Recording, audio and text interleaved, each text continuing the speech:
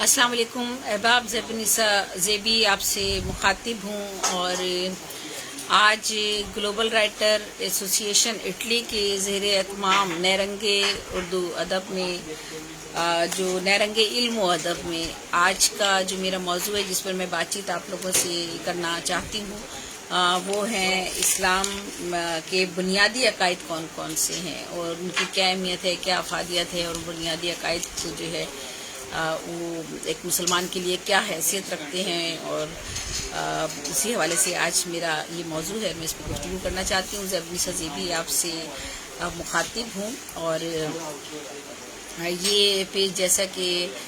इस प्रोग्राम के सरबराह जो हैं वो इस प्रोग्राम के मुंतज़िम आला और इस तंजीम के सदर जो हैं ग्लोबल राइटर एसोसिएशन के वो मोहम्मद नवाज़ गिलियाना साहब इटली से ताल्लुक़ रखते हैं और उनके पेज पर मैं ये प्रोग्राम कर रही हूँ इल्म अदब के नैरंगे इल्म अदब के उन्वान के तहत। तो चूँकि रमज़ान का महीना है तो इस वक्त अदब के प्रोग्रामों के अलावा हम इस्लामी मौज़ूआत जो है उस पर बात करने की कोशिश कर रहे हैं। तो अगर कहीं किसी जगह कोई कमी बेशी रह जाए तो उसके लिए पहले से माजरत खा हूँ आपसे।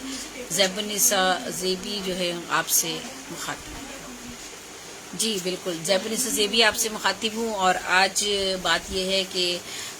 इस हमारे इस्लाम के बुनियादी अकायद कौन कौन से हैं। पहले ओवरऑल में अगर आपको बता दूं तो इस्लाम में अल्लाह पर ईमान लाना,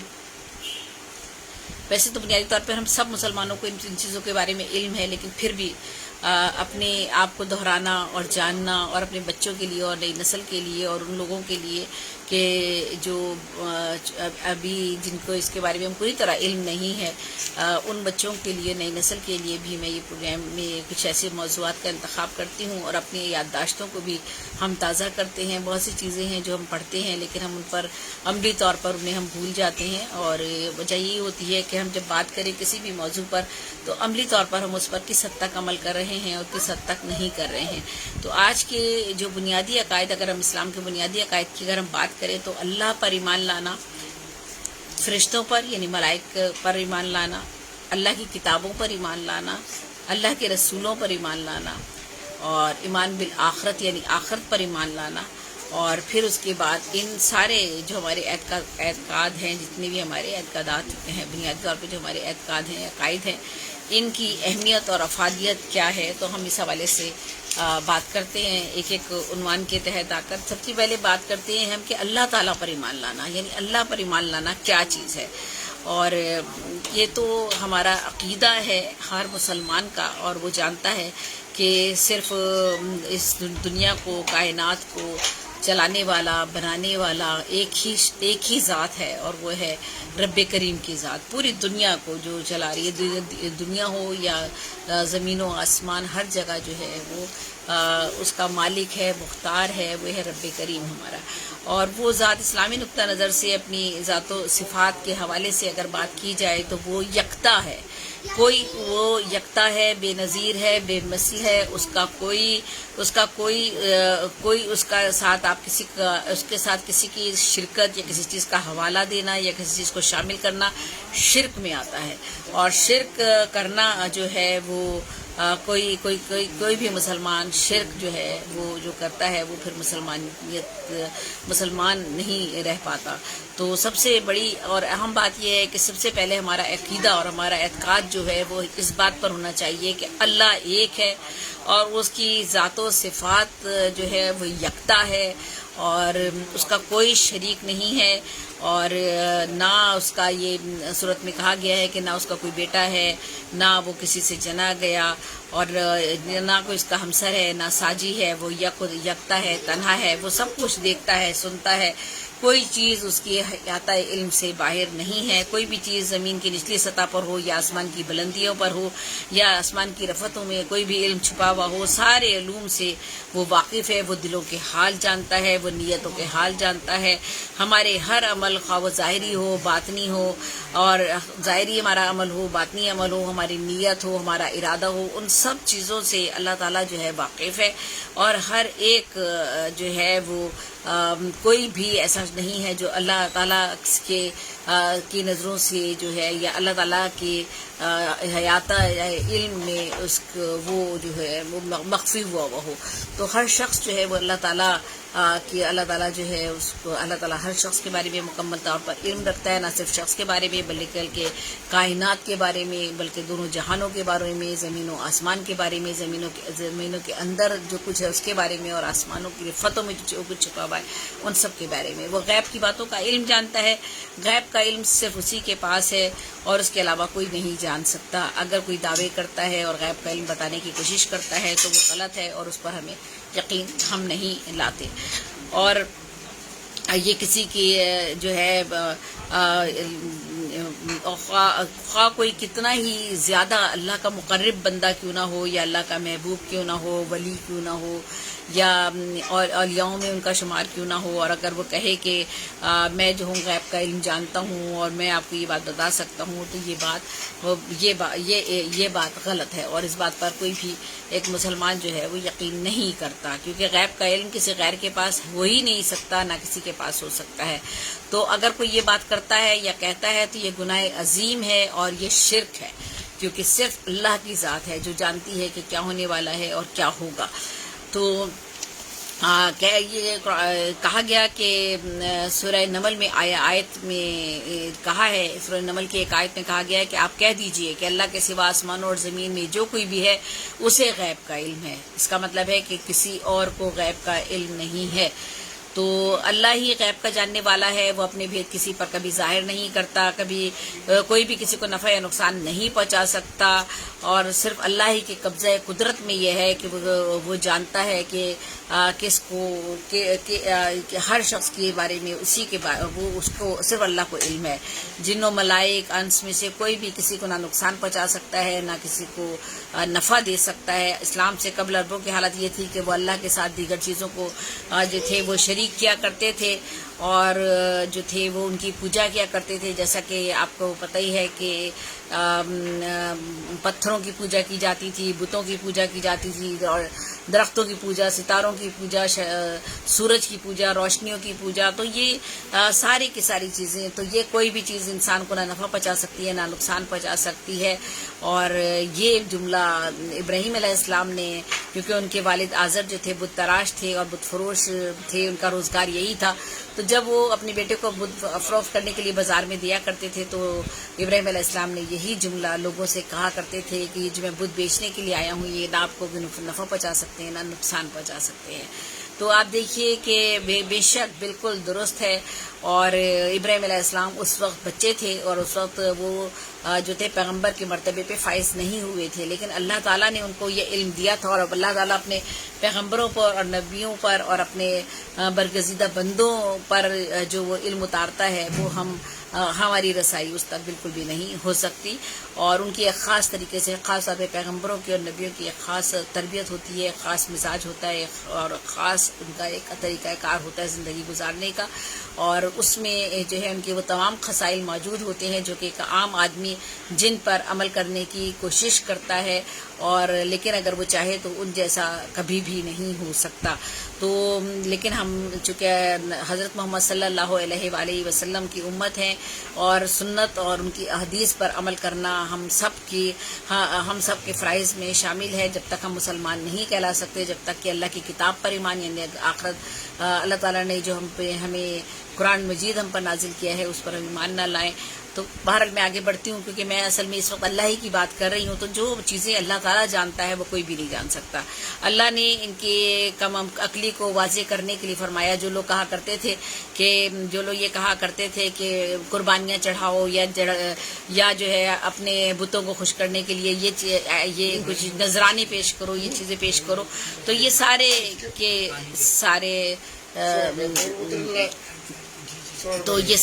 کے سارے جو تھے یہ ساری کم عقلی کی باتیں تھیں، اور ان میں کوئی سچائی اور کوئی حقیقت ان میں نہیں ہے، اور ان کے بس میں کچھ بھی نہیں ہے. نہ یہ کسی کو نقصان پہنچائیں گے، نہ یہ کسی کو فائدہ پہنچا سکتے ہیں. تو دوسروں کو یہ بھلا کیسے بچا سکتے ہیں جبکہ یہ خود اپنے لیے بھی خود کچھ نہیں کر سکتے. اس طرح کا خیال کرنا بھی شرک کے زمرے میں آتا ہے. لہٰذا ایک مسلمان مکمل طور پر ایک مسلمان کو ان سب چیزوں سے بچنا چاہیے. اور حاجت روائی کی قدرت صرف اللہ تعالیٰ کو حاصل ہے. ہم جس سے مانگتے ہیں وہ صرف اللہ ہے، اور ایک اللہ ہی کی ذات ایسی ہے جو ہماری حاجت روائی کر سکتا ہے، جو ہمارے دلوں کے بھید جانتا ہے، ہمارے دلوں کی ہماری دعائیں سنتا ہے، ہماری کیا حاجتیں ہیں، ہم کون سی ہماری حاجتیں جائز ہیں کون سی ناجائز ہیں، اس کے بارے میں صرف اللہ تعالیٰ کو علم ہے، اور وہ صرف ہماری جائز حاجتیں ہوئی کو پورا کرتا ہے، اور جس میں ہماری بہتری سمجھتا ہے وہی دعائیں ہماری جو ہے مستحب ہوتی ہیں یا قبول کی جاتی ہیں، اور جن میں ہمارے لیے بھلائی نہیں ہوتی وہ مسترد کر دی جاتی ہے۔ اور یہ جو اللہ کے نیک بندے ہیں وہ اللہ تعالیٰ سے اسی طرح سے قربت حاصل کرتے ہیں کہ اللہ تعالیٰ کی دی ہوئی نعمتوں پر شکر ادا کرتے ہیں، صبر کرتے ہیں، اور یہی اللہ تعالیٰ کو پسند ہے۔ تو اللہ وہ اس کے علاوہ اللہ تعالیٰ جو ہے صرف وہی ہماری پکار سننے والا ہے، وہی ہماری مدد کرنے والا ہے، وہی ایک طاقت ہے جو ہم سب جس کے آگے جھکتے ہیں، جس سے مدد مانگتے ہیں۔ اس کے علاوہ غیر اللہ کی مدد کو یہ پکارنا اور ان کو اپنا حمایتی بنانا، یہ جو ہے یہ وہی، جیسا کہ میں آپ کو پہلے ہی بتا چکی ہوں، یہ اس شرک کے زمرے میں آ جاتا ہے۔ تو ہمارا ایک مسلمان ہونے کے لیے سب سے بنیادی بات یہ ہے کہ پہلے تو آپ اللہ کی ذات پر یقین لے کر آئیں۔ جب اللہ کی ذات پر آپ کو یقین ہو جائے گا کہ دنیا میں کوئی بھی کام کوئی اور کر ہی نہیں سکتا سوائے اللہ تعالیٰ کی، دنیا میں جو بھی کچھ ہو رہا ہے اور جو بھی غیب کا علم ہے وہ صرف اللہ تعالیٰ جانتا ہے۔ سب سے پہلے ایمان ایک مسلمان کے لیے اس بات پر لانا بہت ضروری ہے، چونکہ ہم بنیادی عقائد کی بات کر رہے ہیں کہ اگر ہم مسلمان ہیں تو ہمیں کن کن چیزوں پر ہمارا عقیدہ پکا ہونا چاہیے۔ اگر ہمارا عقیدہ ان چیزوں میں سے کہیں بھی متزلزل ہو جاتا ہے یا ان پر کہیں کمزور پڑ جاتا ہے یا کچا پڑ جاتا ہے تو ہم اسلام کے دائرے سے خارج کہہ سکتے ہیں کہ ہم خارج ہو سکتے ہیں، کیونکہ جب اللہ کی ذات میں آپ کسی کو شامل کر رہے ہیں یا کسی اور پہ یقین کر رہے ہیں اللہ کی ذات کے علاوہ تو وہ شرک ہو جاتا ہے۔ تو یہ ہے وہی قادر و مطلق ہے اور وہی ہر چیز پر قادر ہے، اسی لیے صرف اسی کا حکم چلتا ہے، وہی حاکم الحاکمین ہے۔ ارشاد باری تعالیٰ ہے کہ سن لو، اسی کے لیے ہے پیدا کرنا اور حکم دینا، برکتوں والا ہے اللہ جو سارے جہانوں کا مالک ہے۔ اور پھر ارشاد ہوا حکم سوائے اللہ کے اور کسی کا نہیں، اس کا فرمان ہے کہ اس کے سوا کسی اور کی بندگی نہ کرو، یہی صحیح دین ہے۔ لیکن بہت سے لوگ اس بات کو نہیں جانتے، اور جو ہے یہ سورہ یوسف میں قرآن شریف میں یہ بات بیان کی گئی ہے۔ اور اسی طرح سے کہا مزید جو ہے یہ بہت طویل موضوع ہے، اور اگر ہم اس پر بات کریں تو گھنٹوں اس پر ہم جو ہے اس پر بات کر سکتے ہیں، لیکن چونکہ میں چاہوں گی کہ اس کو اتنا زیادہ طوالت میں نہ لے کے جاؤں اور آپ لوگوں کو بنیادی جو چیزیں ہیں ان تک ہی رکھ کر وہ باتیں اہم بات آپ تک ضرور پہنچا دوں جس کا آپ کو یقین ہو جائے، اور آپ اپنے بچوں کو یا جو ہماری نئی نسل ہے جو ہمارے بچے ہیں وہ اس بات کو مان لیں کہ ہم تو یہ بہت کام کرتے ہیں نا، کبھی کسی کے پاس بس جاتے ہیں، کبھی کسی سے کچھ مانگتے ہیں، کبھی کسی سے کچھ مانگتے ہیں، کبھی کسی پہ یقین رکھتے ہیں۔ تو یہ نجومیوں کے پاس جانا، ہاتھ دکھانا، کسی سے پوچھ لینا، یہ سب چیزیں جو ہیں یہ اس شرک کے زمرے میں آتی ہیں، کیونکہ یہ لوگ کچھ نہیں کر سکتے۔ تو یہ اللہ تعالیٰ نے خود فرمایا کہ اللہ کی اطاعت کرو، اس کے رسول کی اطاعت کرو جو تم میں اور اس سے مراد یہ ہے کہ اللہ کا رسول وہی بات کہتا ہے جو اللہ کا حکم ہے، اس لیے اس کی اطاعت کرنا اور اللہ کی اطاعت کرنا، جہاں تک جو ہے اگر تم مسلمان ہو تو وہ شخص مسلمان نہیں ہو سکتا جو کہ اللہ کی اطاعت نہ کرے اور اس کے نبی کی اطاعت نہ کرے۔ تو جب تک وہ مکمل طور پر اللہ کا فرمانبردار انسان نہیں ہو جاتا، اسلام میں جو ہے اس چیز کی قطعی کوئی گنجائش نہیں ہے کہ آدھا آپ ایک طرف تو اللہ کا آپ یقین کر، ایک طرف تو آپ کہتے ہیں کہ میں مسلمان ہوں اور دوسری طرف جو ہے آپ اسلام پر یقین لانے کے بجائے، یعنی اللہ کی جو بنیادی عقائد ہیں ان پر یقین لانے کے بجائے آپ کا ارادہ جو ہے وہ ڈگمگا جاتا ہے اور آپ مشکل وقت میں اور تکلیف کے وقت میں جو ہے دوسرے سہارے تلاش کرتے ہیں۔ یہ ساری چیزیں جو ہیں اللہ تعالیٰ کو ناپسند ہے۔ تو یہ یقین آپ نے رکھنا ہے کہ اللہ تعالیٰ جو ہے آرام ایک جسٹ منٹ پلیز، آرام یہ فون آ رہا ہے۔ تو معذرت، درمیان میں ایک فون آ رہا تھا بچی کا۔ تو میں یہی کہ آپ نے اس بات پر یقین پکا رکھنا ہے۔ عقیدہ اگر آپ مسلمان ہیں تو پہلا عقیدہ آپ کا یہی ہونا چاہیے کہ اللہ کی ذات پر یقین لانا اور اس کی ذات میں کسی کو شریک نہ ٹھہرانا، اور اس کے غیب آپ جانتے ہیں کہ صرف اللہ ہی سب کچھ کر سکتا ہے، اس کے علاوہ کوئی بھی شخص کچھ آپ کے لیے نہیں کر سکتا۔ اور اللہ تعالیٰ جو ہے کہہ دو کہ میری نماز، میری قربانی، حتیٰ کہ میرا جینا، میرا مرنا سب کچھ اللہ کے لیے ہے، جو سارے جہانوں کا پروردگار ہے، اس کا کوئی نہ ساجی ہے نہ شریک ہے. یہ سورہ انعام میں یہ آیت میں کہا گیا ہے. تو ایسی صورت میں ہمیں پتہ ہے کہ ہمیں کس کی اطاعت کرنی ہے، یعنی اللہ تعالیٰ کی اطاعت کرنی ہے، اللہ تعالیٰ کے حکم کو ماننا ہے. لہٰذا بندہ اللہ تعالیٰ کو، ایک انسان کو دنیا میں جتنی بھی نعمتیں میسر ہیں ان سب کا شکر ادا کرنا چاہیے، اس کی عبادت کرنی چاہیے، اسی سے حاجات اپنی حاجات اسی کے سامنے بیان کرنی چاہیے اور اسی سے التجا کرنی چاہیے. صرف وہی ہے جو ہماری حاجت روائی کر سکتا ہے. اور جو ہے جو لوگ یہ نہیں کرتے اور کسی اور کو اس کی ذات میں شریک ٹھہراتے ہیں تو وہ بے شک ظالم ہیں اور شرک کر رہے ہیں اور اللہ کے عذاب سے وہ نہیں بچیں گے. تو ایمان باللہ کی اگر ہم بات کریں کہ اہمیت کیا ہے اور یہ کیوں کہا گیا ہے، کیونکہ میں نے کہا کہ میں آپ کو عقائد بھی بتاؤں گی اور ساتھ ساتھ اس کی اہمیت کے بارے میں بھی بتاؤں گی. تو اسلام کا تمام نظام جو کہ قائم کیا گیا ہے اس کا سارا محور اور مقصد یہی ہے کہ اصلی اور ابدی اسلام کا پورا جو نظام ہے وہ کن چیزوں پر قائم ہے. یعنی اسلام کا پورا اعتقاد اور عملی نظام جو ہے اس کی پہلی بنیاد جو ہے وہ ایمان لانا ہے، اللہ پر ایمان، اللہ تعالیٰ پر ایمان. باقی جتنی بھی اعتقادات اور ایمانات ہیں، سب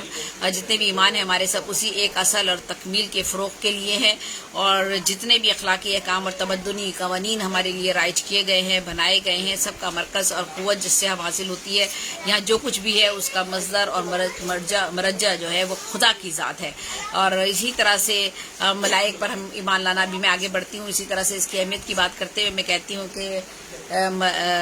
فرشتوں پر ایمان لانا اور وہ خدا کے ملائک ہیں. کتابوں پر ایمان لانا کیونکہ وہ خدا کی نازل کی ہوئی کتابیں ہیں، اسی لیے ایمان ہے کہ وہ خدا کے بھیجے ہوئے ہیں.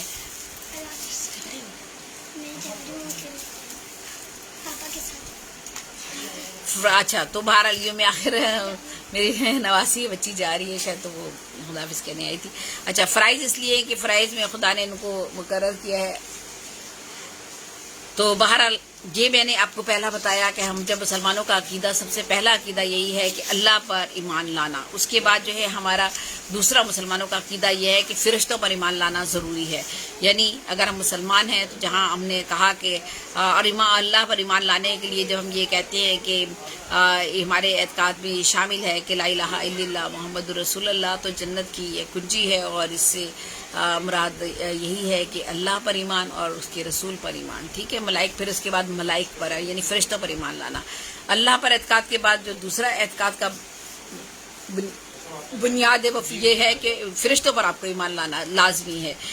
ملائک یا فرشتے جو ہے اللہ تعالیٰ کی ایک مخلوق ہے اور ان کے وجود کا تصور اگرچہ تمام مذاہب عالم میں موجود ہے، لیکن سوائے اسلام کے اس کا صحیح تصور کسی بھی مذہب میں جو ہے وہ صحیح طریقے سے پیش نہیں کیا گیا ہے. کسی نے ان کو خدا کی بیٹیاں کہا، کسی نے ان کو دیوتا کہا، کسی نے دیوتا مان کر ان کی پرستش شروع کر دی، اور کسی نے خدا کو ان کا نائب اور مددگار کہہ دیا، کسی نے ان کو مادی اور جسمانی وجود دے دیا. نتیجہ یہ ہوا کہ ان تمام غلط تصورات کی حیت اور ماہیت ہی بدل کر رہ گئی. اور قرآن پاک نے لیکن ہمیں بتایا کہ کوئی فرشتے مادی جسم نہیں رکھتے، بلکہ ان کی تخلیق نور سے ہے. وہ مرد و زن ہونے سے پاک ہیں. ان میں جو ہے آگے نسل بڑھانے کا کوئی ایسا عمل نہیں ہے. انہیں اللہ کی خدائی میں کسی قسم کا کوئی عمل دخل نہیں ہے، نہ وہ ان کے مددگار اور نائب ہیں، بلکہ وہ اللہ کے احکام پر عمل کرتے ہیں جن میں جو ہے وہ بلکہ ان کا کام ہے کہ محض اطاعت خداوندی کریں اور عبادات الہی میں مشغول رہیں. چنانچہ ارشاد خداوندی ہے کہ جو فرشتے اس کے نزدیک رہتے ہیں سرکشی نہیں کرتے ہیں، اس کی عبادت نہیں کرتے ہیں، کاہلی اور یاد نہیں کرتے ہیں، وہ یاد کرتے ہیں اور رات دن نہیں تھکتے. یعنی معذرت، چنانچہ ارشاد ہے اور جو فرشتے اس کے نزدیک رہتے ہیں سرکشی نہیں کرتے اس کی عبادت سے، اور نہیں کرتے کاہلی، یاد کرتے ہیں، رات دن نہیں تھکتے اس کی عبادت سے. تو وہ اسی کے حکم پر کام کرتے ہیں. سارے فرشتے جو ہیں وہ اللہ تعالیٰ کے حکم کے مطابق ہی چلتے ہیں اور اسی پر یقین رکھتے ہیں.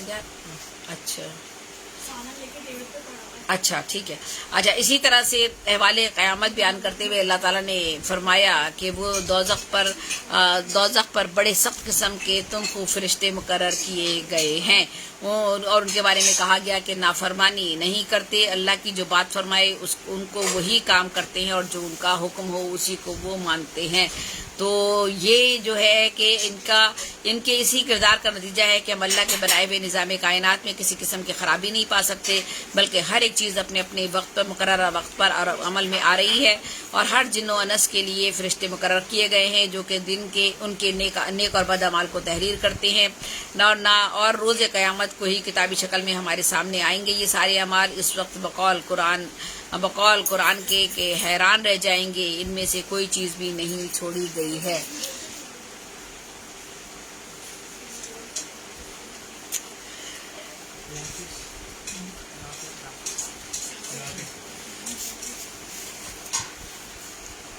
جی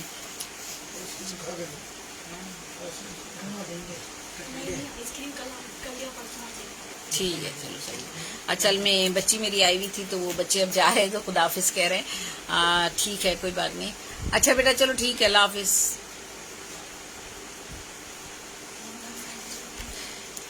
تو کیا ہے کہ ان کا یہ جو فرشتوں کا کردار ہے یہ اللہ کا بنایا ہوا ہے ایک نظام ہے جس کو چلانے کے لیے فرشتے جو ہے مقرر کر دیے گئے ہیں. فرشتے ایک نظام جو ہے وہ ایک جو ہے نظام مقرر ہے، اور اس میں فرشتوں کے جن و انس جو ہیں ان کے لیے بھی فرشتے مقرر کر رکھے ہیں جو کہ نیک اور بد اعمال جو ہیں ان کو ضابطۂ تحریر میں لے کر آتے ہیں. اور بقول قرآن ملائک میں سے ایک فرشتہ جبرائیل علیہ السلام ہے جن کا کام انبیاء علیہ السلام تک اللہ تعالیٰ کا پیغام پہنچانا ہے. اگر ہم اس عقیدے کو رد کر دیں تو ایمان بالکتاب اور ایمان بالرسل کے عقائد میں نقص پیدا ہو جاتا ہے، کیونکہ ایسی صورت میں ان کو اس کو ماننے کی کوئی وجہ باقی نہیں رہتی. لہٰذا ضروری ہے کہ ملائک پر جیسا کہ بتایا گیا ہے مکمل ایمان لائیں. یعنی دیکھیے اگر آپ یہ کہہ دیں کہ فرشتے نہیں ہوتے، اللہ نہ کرے، نعوذ باللہ میرے منہ میں خاک، اگر کوئی بھی شخص یہ کہے، کوئی مسلمان یہ کہے کہ فرشتے نہیں ہوتے یا ملائک پر ہمیں سمجھ میں نہیں آ رہی ملائک والی بات، تو ہم یہ بات نہیں کر سکتے. مسلمانوں کے لیے ضروری ہے کہ وہ اللہ کے بتائے ہوئے جو بنیادی عقائد ہیں ان پر پکا یقین رکھیں. یعنی ہم اگر جس طرح سے پہلا عقیدہ یہ ہے کہ اللہ پر ایمان لائیں، دوسرا عقیدہ یہ ہے کہ اس کے فرشتوں پر ایمان لائیں. فرشتوں پر اگر ہم ایمان نہیں لے کر آئیں گے تو ہم سب جانتے ہیں کہ جبرائیل علیہ السلام جو تھے وہ ان کا کیا کام تھا، اور جبرائیل علیہ السلام جو تھے وہ اللہ تعالیٰ کا جو تھے پیغام لے کر حضرت محمد صلی اللہ علیہ وآلہ وسلم کے پاس آیا کرتے تھے، اور وہی پیغام جو ہے بعد میں قرآن کی شکل میں ہمارے سامنے موجود ہے. تو وہی لے کر آیا کرتے تھے جبرائیل علیہ السلام، اور جب جبرائیل علیہ السلام وہی لے کر آتے تھے تو اس کا مطلب ہے وہ فرشتے اللہ تعالیٰ کی طرف سے فرشتہ ایک آتا ہے جو ایک پیغام وہی لے کر آتا ہے، زمین پر آتا ہے. اور جب ہم ان کو مانتے ہیں تو جب ان کو ہم مانتے ہیں، ہمارا ایمان ہے کہ وہ جب رسول اللہ صلی اللہ علیہ وسلم پر، حضرت محمد صلی اللہ علیہ وآلہ وسلم پر وہی جو ہے وہ جبرائیل علیہ السلام ان تک پہنچایا کرتے تھے. تو جب جبرائیل علیہ السلام پہنچایا کرتے تھے تو اس کا مطلب ہے فرشتے ہیں، اور فرشتے ہیں تو ان پر ایمان لانا ہمارا جو ہے وہ مسلمان ہونے کی دلیل ہے. اور اگر ہم یہ کہہ دیں کہ وہ نہیں، اگر فرشتوں پر ذرا سا بھی ہم شک و شبے کا اظہار کریں تو اس کا مطلب ہے کہ ہم وہی اللہ تعالیٰ کی طرف سے آنے والی وحی پر یا حضور پر یا قرآن مجید پر یا اور چیزوں پر جو ہے ہمارا جو ایمان ہے وہ جو ہے وہ کیا کہنا چاہیے، اس سے متزلزل ہو رہا ہے. اور اگر وہ ہو رہا ہے تو مسلمان نہیں ہیں ہم کافر سے بھی برے درجے پر چلے جاتے ہیں ہم. تو اس لیے یقین کرنا کہ پہلی ذات اللہ ہے، بنیادی عقیدہ پہلا اللہ کی ذات پہ یقین کرنا، دوسرا بنیادی عقیدہ ہمارا فرشتوں پر ایمان لانا. اور فرشتوں پر ایمان لانے کی سب سے بڑی مثال جبرائیل علیہ السلام کی ہے کہ کس طرح سے وہ وحی لے کر آیا کرتے تھے، اور کس طرح حضور کے پاس وحی آتی تھی، اور کس طرح سے جو ہے وہ اللہ کا پیغام جو ہے وہ زمین تک آیا ہے. تو بہرحال ملائک کائنات عالم کے کاروبار انجام دینے کے لیے اللہ تعالیٰ نے کارندے فرشتوں کو مقرر کر رکھے، فرشتوں کو مقرر کر رکھا ہے. وہ اللہ تعالیٰ کے کارندے ہیں جن کے ذریعے وہ دنیا اور آخرت میں کئی کام کراتا ہے. مثلاً حق و باطل کے معرکوں میں حق کی حمایت کے لیے فرشتے بھیجے جاتے ہیں. عذاب اور رحمت کے فرشتوں کا نزول ہوتا ہے. کوئی روح قبض کرنے پر مقرر ہے, کوئی بارش برسانے پر, کوئی رزق دینے پر, کوئی قحط میں مبتلا کرنے پر مقرر ہے. ہر انسان کے ساتھ بھی 2 فرشتے ہر وقت رہتے ہیں جنہیں ہم کرائم کاتبین کہتے ہیں. کاتبین جو لکھتے رہتے ہیں ہمارا حساب کتاب. ان کا کام انسان کے نیک اور بد اعمال کو ریکارڈ کرنا ہوتا ہے, جو کہ یوم قیامت ہمارے سامنے لایا جائے گا اور ہمیں دکھایا جائے گا کہ ہم نے فلاں وقت پر فلاں کام کون سا اچھا کیا تھا اور کون سا برا کام کیا تھا. اس لحاظ سے ہم دیکھتے ہیں کہ ملائک پر ایمان لانا اور ایمان باللہ ہی کا ایک جز ہے. اس کے معنی یہ ہے کہ اللہ تعالیٰ کی حاکمیت میں اس کے کارندوں کو تسلیم کرنا, تاکہ انسان کو اپنی پوزیشن ٹھیک طرح سے معلوم ہو جائے کتنا ضروری ہے اور کتنا اہم ہے. یعنی اللہ کے بعد ہم اللہ پر ایمان لانا اور پھر فرشتوں پر ایمان لانا. اس کے بعد جو ہمارا تیسرا عقیدہ ہے مسلمانوں کا, وہ یہ ہے کہ اللہ کی کتابوں پر ایمان لانا. یعنی اللہ کی طرف سے جو آسمانی صحیفے زمین پر اتارے گئے ہیں ان کتابوں پر ایمان لانا ہر مسلمان کا جو ہے وہ ہر مسلمان کے لیے ضروری ہے, اس کو ایمان لانا. اسلام میں کتاب سے مراد ہدایت ربانی ہے. یہ وہ فرشتے ہیں جو وقتاً فوقتاً اللہ کی طرف سے مختلف رسولوں کی وساطت سے بنی نوع انسان کی رہنمائی کے لیے نازل ہوتے رہے ہیں. بالفاظ دیگر یا دوسرے الفاظ میں کتاب میں وہ کلام الہی ہے جس کی تشریح اور تفسیر اور اس کو عملی جامہ پہنانے کے لیے انبیاء علیہ السلام کو بھیجا گیا. اور انبیاء کا کام ہے کہ وہ لوگوں کو اللہ کے دین کی طرف راغب کریں اور انہیں دوزخ کے عذاب اور بہشت کی راحت سے آشنا کریں. اس کے لیے وہ بشیر و نذیر کہلائے ہیں, جیسا کہ آپ کے لیے قرآن میں ارشاد ہوتا ہے اور کہ اے بے شک ہم نے تجھ کو بھیجا سچا دین دے کر, خوشخبری دینے والا اور ڈر سنانے والا, اور تجھ سے پوچھ نہیں دوزخ میں رہنے والوں کی. تو یہ جو ہے مطلب کس کو بھیجا گیا, یہ بتایا گیا کہ کس طرح سے جو ہے ارشاد ربانی میں بتایا گیا کہ اللہ کی کتابیں جو ہیں وہ زمین پر جب آئی ہیں یا بھیجی گئی ہے اور فرشتوں کے ذریعے, تو ان کا مقصد کیا تھا اور وہ کیوں بھیجی گئی تھی, تاکہ لوگوں کو جو ہے وہ صحیح باتیں اور صحیح علم لوگوں تک پہنچایا جا سکے زندگی گزارنے کے لیے. تو یہ کلام الہی کہیں تو کتاب کی صورت میں نازل ہوا, کہیں تختیوں کی صورت میں. حضور پر تو حضور پر نور حضرت محمد صلی اللہ علیہ وآلہ وسلم پر وحی کی صورت میں نازل ہوا, اور یہ سلسلہ کوئی 23 سال پر محیط ہے, یعنی قرآن مجید کا جو ہے وہ نزول. یہ سب اللہ کی اپنی حکمت ہے, اس میں عقل کا گزر نہیں ہے. جب کلام الہی ایک پیغمبر جو ہے پیغمبر پر نازل ہوتا ہے تو اس کا کام بغیر کسی کے بھی بیشی کے اسے اللہ کے بندوں تک پہنچانا ہوتا ہے. یعنی جب وہ کلام جو اللہ تعالیٰ نے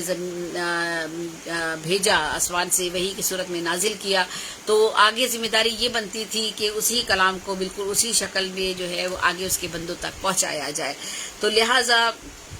چونکہ یہ اللہ کا کلام ہوتا ہے اور انسانی عقل محدود ہوتی ہے اور اسے پا نہیں سکتی ہے, لہٰذا پیغمبر معیشت خدا بندی کے مطابق اس کے معنی اور مفہوم لوگوں کو سمجھاتے ہیں. پیغمبروں کا کام کیا ہوتا ہے کہ چونکہ وہ معیشت خدا بندی کیا ہے, اللہ تعالیٰ نے وہ پیغام کیا بھیجا ہے, اس کے تشریح کیا ہے, اس کی تفسیر کیا ہے, اس کے معنی کیا ہیں, وہ اس کا مقصد کیا ہے جو بھی کلام اللہ کی طرف سے آیا ہے, تو وہ سمجھانے کے لیے پیغمبر جو ہیں وہ مبعوث کیے جاتے ہیں, اور جو وہ ان کی ساری باتیں جو ہے وہ بندوں کو اللہ کے بندوں کو سمجھاتے ہیں اور انہیں بتاتے ہیں. وہ خود بھی اس پر عمل کرتے ہیں اور دوسروں کو بھی اس پر عمل کرنے کی دعوت دیتے ہیں. اور یہی وہ خدائی اصول و ضوابط ہے جن پر اسلامی تہذیب و تمدن اور ثقافت کی ہمارا جو ہے وہ تعمیر کی جاتی ہے. اللہ کی طرف سے جو بھی کتابیں نازل ہوئی ہیں ان میں جن کا قرآن پاک میں بھی ذکر ہے, وہ جو ہے ان میں صحائف علیہ السلام اور صحائف نوح علیہ السلام, صحائف ابراہیم علیہ السلام, زبور یہ حضرت داؤد علیہ السلام پر نازل ہوئی, توریت حضرت موسیٰ علیہ السلام پر نازل ہوئی, انجیل یہ حضرت عیسیٰ علیہ السلام پر نازل ہوئی, قرآن مجید یہ آخر میں حضرت محمد صلی اللہ علیہ وآلہ وسلم پر نازل ہوئی. یہ ہمارا قرآن شریف جو تھا. تو چونکہ پہلی کتابوں میں احکام الہی جو ہے وہ کچھ اس طرح سے تھے کہ یہ لہٰذا ان کے اندر جو چیزیں تھیں جو اس سے پہلے کتابیں آئی تھیں ان میں جو اللہ کی طرف سے جو مختلف پیغام بندوں کے لیے آئے وہ کچھ اس طرح سے تھے کہ اتنے واضح طور پر ان کو الگ الگ کر کے جو تھا وہ نمایاں طور پر بیان نہیں کیا گیا تھا. تو ان ساری چیزوں کو جو ہے کچھ احکام الہی ایسے تھے جو کہ مکمل طور پر اللہ کی طرف سے اس میں ان کتابوں میں شامل نہیں تھے, کچھ باقی تھے یا کچھ اور باتیں ایسی تھیں جو اللہ تعالیٰ کو اپنے بندوں تک پہنچانی تھی. تو وہ ساری کی ساری چیزیں جو تھیں وہ ان پہلے والی کتابوں میں اتنی زیادہ واضح انداز میں نہیں تھیں اور اتنی مکمل نہیں تھیں. تو یہ حق اور باطل کا جو فرق تھا وہ سمجھنا لوگوں کے لیے ذرا مشکل تھا کہ حق اور باطل کیا ہے, سچ کیا ہے, زندگی کیسے گزارنی ہے, اور اس کتاب میں کیا ہماری زندگی گزارنے کے تمام اصول و ضوابط موجود ہیں یا نہیں موجود. یہ ساری چیزیں اتنی زیادہ اس میں موجود نہیں تھی. تو یہ وہ کتاب جن کی حفاظت خود اللہ تعالیٰ نے اپنے ذمے لی, اور ارشاد باری تعالیٰ اللہ تعالیٰ نے کہا کہ اللہ تعالیٰ نے کہا کہ بے شک ہم نے اس قرآن کو نازل کیا اور ہم ہی اس کے محافظ ہیں. علاوہ ازیں قرآن پاک کی تلاوت کرنے, حفظ کرنے کا حکم دیا گیا. لہٰذا ہم دیکھتے ہیں کہ یہ قرآن کروڑوں انسانوں کے سینہ بسینہ ہم تک چلا آتا ہے. حالانکہ شر کی قوتوں نے اس کی راہ میں روڑے اٹکانے کی ہر ممکن کوشش کی, لیکن یہ تو اللہ کا آخری پیغام ہے جس میں اللہ نے اپنی نعمتوں کو انسانوں پر مکمل کیا اور دین اسلام کو پسند فرمایا اور تکمیل فرمائی. ہم ان پر ایمان لاتے ہیں. یہ اللہ کی طرف سے ہدایت ہے جو کہ ہمیں نیکی کی رہنمائی کرتی ہے اور برائی سے ہمیں بچاتی ہے, ہمیں حلال اور حرام کا پتہ دیتی ہے, اور ہمیں یہ سب مکمل اور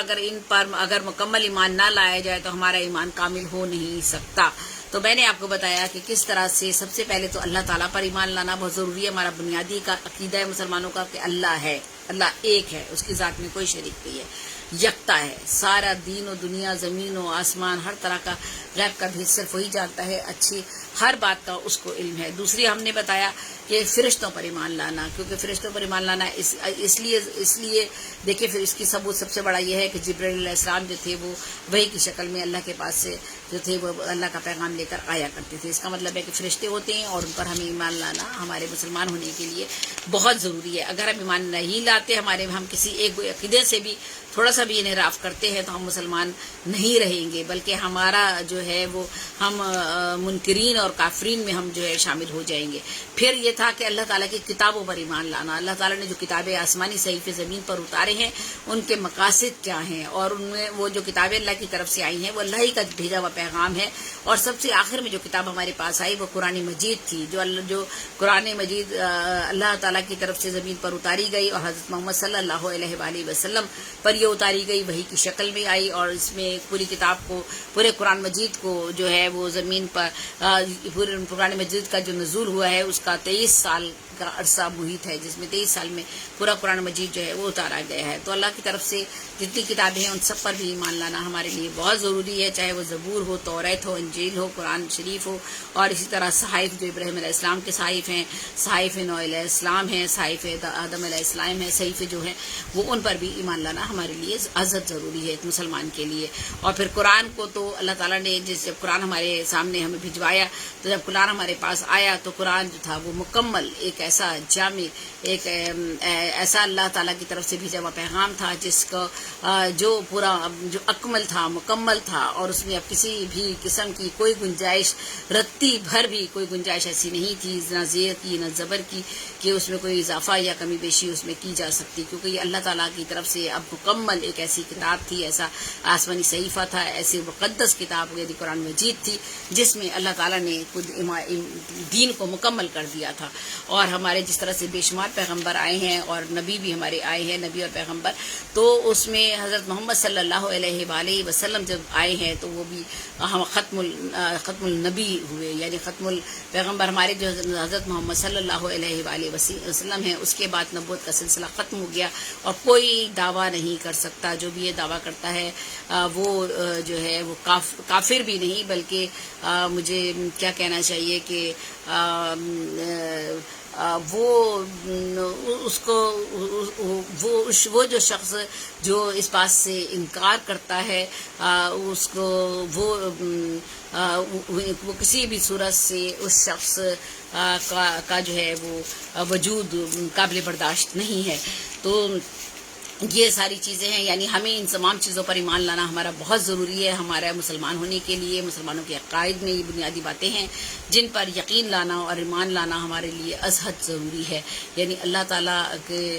دی ہوئی جو بھی جتنی بھی بھیجی ہوئی چیزیں ہیں ان پر ایمان لانا، اللہ پر ایمان لانا، اللہ کے رسولوں پر ایمان لانا، اللہ کی کتابوں پر ایمان لانا، اور پھر اللہ کے رسولوں پر جب ہمیں فرشتوں پر ایمان لانا، اور اللہ کے رسولوں کے ایمان پر جب اگلا جو عقیدہ ہمارا چوتھا عقیدہ ہے وہ ہے اللہ کے رسولوں پر ایمان لانا. اللہ تعالیٰ جو کہ اپنے بندوں پر رحم کرنے والا ہے، انتہائی مہربان ہے. اور یہ جو قرآن شریف جب کتابوں پر ایمان لانے والی بات جب میں کر رہی تھی تو میں یہ بھی بتا دوں کہ جب قرآن شریف نازل ہو گیا تو قرآن شریف جب مکمل ضابطہ اخلاق ہے اب تو ہماری زندگی کے لیے، ہر ایک کی زندگی کے لیے، تو ہم اس پر ایمان لاتے ہیں. اور یہ ہدایت اور نیکی اور رہنمائی کا راستہ دکھانے والا اللہ کا بھیجا ہوا کلام ہے، اور اس میں حلال اور حرام کا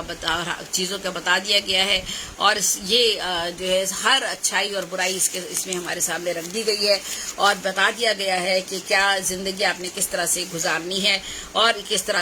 طرح ہمارا پورا ایمان جو تھا وہ کامل ہو گیا اور مکمل ہو گیا اس کتاب آنے